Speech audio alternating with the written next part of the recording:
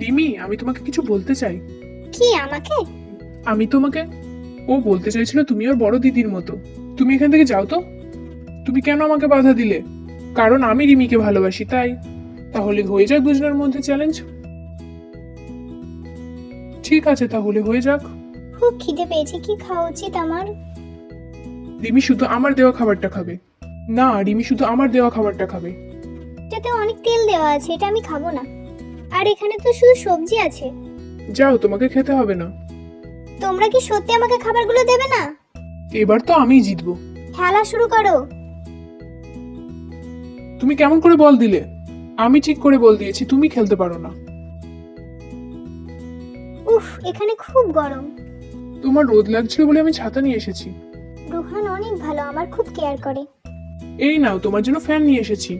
Thank you, আমার খুব গরম লাগছিল। তোমার ফ্যানের দরকার নেই, আমার কাছে এসো। আমি তোমাকে ভালোবাসি, বুঝলে তুমি? এই তুই ভাগ।